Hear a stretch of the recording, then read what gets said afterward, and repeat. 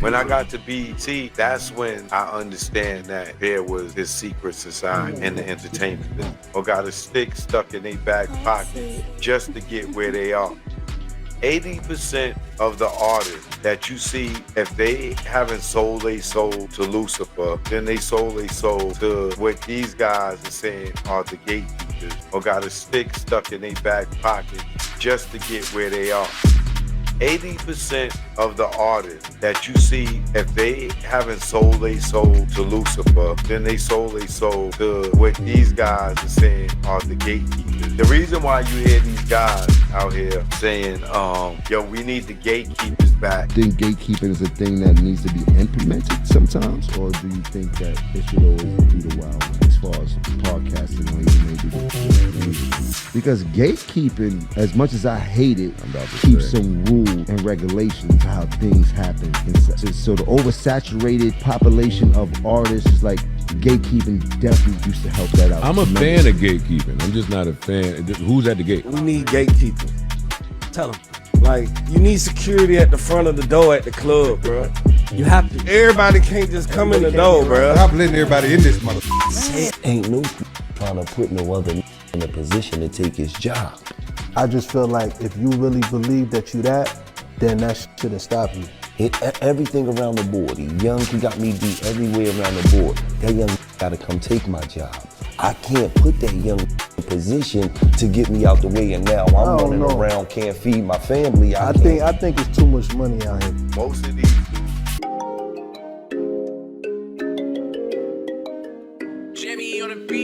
Let's get high, yeah, you know I'm about to roll. Let's get please, yeah, you know I gotta pull. Let's live life, yeah, once I'm about to turn up. Get fly, oh for sure it's about to go up. Let's get high, yeah, you know I'm about to roll. Let's get please, yeah, you know I gotta pull. Let's live life, yeah, once I'm about to turn up. Get fly, oh for sure it's about to go up. Roll my blunt and pass my lighter. Get lit, pop shit, get higher. I'm the hottest, call me fire. Rock out, jump up, live my life up.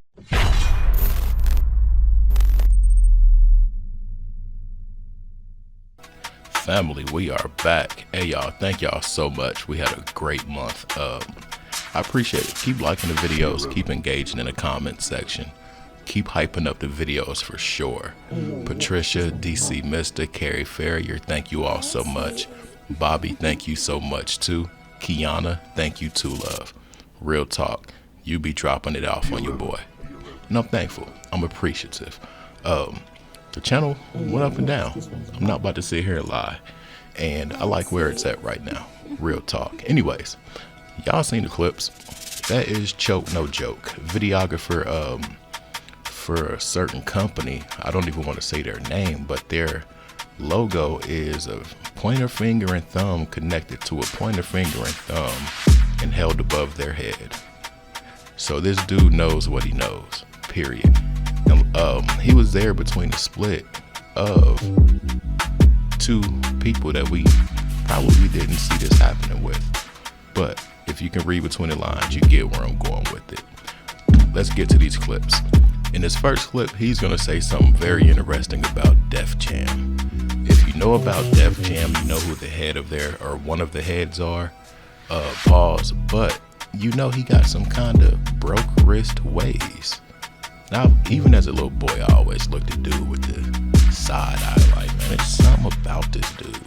But let's let Choke No Joke tell it. Pause. Def Jam is probably the label that I would say that I recognize that a lot of the male rappers was, they did activity to get to the next level. And those who were popular rappers that wouldn't succumb to reality, their career stopped right there. Remember when Nori used to always talk about the two doors in the industry and how they came to him and he denied it and he said that he never went platinum again? He came to them doors again in the podcast world. You don't hear him talk about that no more now, do you? Even these labels would be buying records, right? To make you bigger than what you are. And paying radio, and paying publicists, and paying to get you to cover a mag, this, that, and other. But this all came from those people who gave up their jaws or their back pocket. Every record sale that they got was by a fan. Some of these record sales are labeled by records, wholesale or whatever, just so these, you know, they could ship these dudes platinum, and they probably bought 300,000 records. I see why people won't address dude and what he's talking about. But when you come from a place of knowing and insane amounts of credibility, people tend not to want to test you because they don't know what you got. And they know you've been around to see and hear things. Anyways, Nori, he spoke on those doors. And like bro said, we never seen him speak on it again. And we won't. I knew that the moment he took them keys to that car from, what's his name? Take that. Yeah, he chose a door. There are executives there, or the old Def Jam, I'll say. There were executives that, and they had these indecent proposals. Even some of the artists from the 80s. I ain't gonna say their names. Some of y'all know their names. Some of y'all typed them in the comment already. I ain't even gotta say. These artists have succumbed to the dark side. They got tapes and videos of these guys. They got files on these guys in case they ever decide to want to flip and reveal what I'm telling y'all. They made an oath to keep it a secret.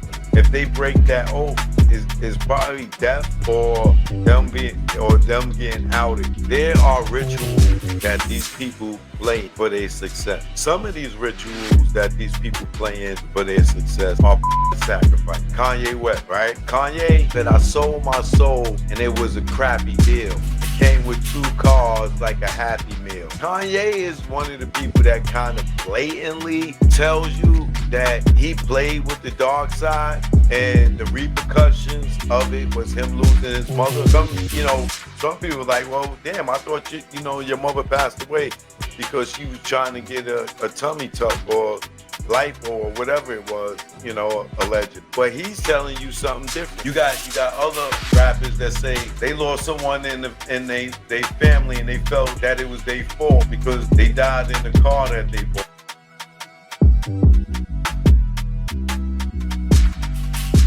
I ain't gonna lie, that rant is so vivid to me. He said, I sold my soul to the devil. It was a crappy deal, but it came with a few toys, like a Happy Meal. After that moment where he was like, come on, man, call me, Jay. Call me, man. Don't send your hitters at me. Call me, man. Because he knew what was up. But since that moment, his career has not been the same. Let's be real. Since he really came out and did that whole little thing, nothing has been the same for that dude. He has a ceiling over him. And it's for a reason. He did the ultimate, allegedly. But he created his own ceiling in their world because he couldn't keep that oath of secrecy.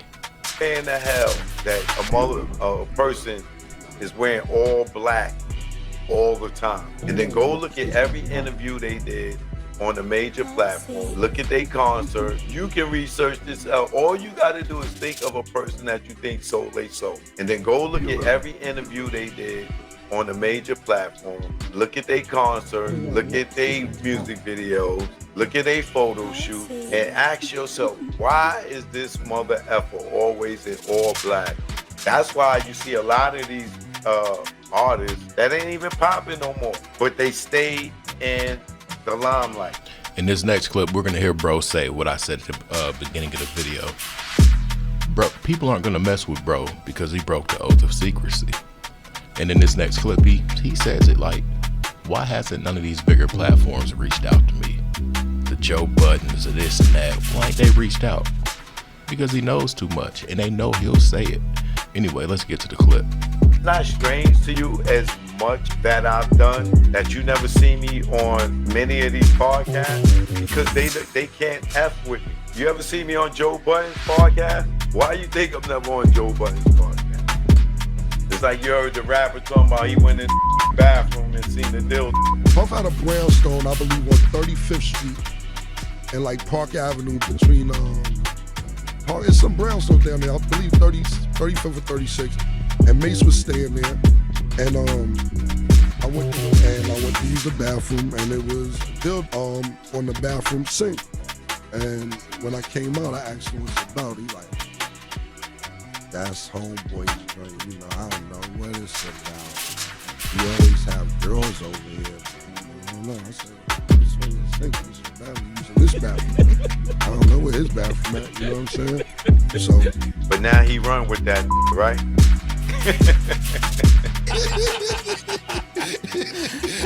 That there clown having to deal bathroom. Now that's his co-partner, right? So what you think they doing? Or what you think he doing? Or what you think he did? You mean to tell me that lost all integrity? So now he running with that he was clowning? We're going to end it right there. That story was interesting, but I'm gonna be all the way real. I feel like that wasn't Mace's. Didn't have nothing to do with Mace. That's really how I feel. Y'all know I would keep it real if I felt like it was something funny in the air. But I'm glad this video was made. And shout out to Jay Marvelous. Shout out to Choke No Joke. Pause. I hate saying bro's name, but shout out to them.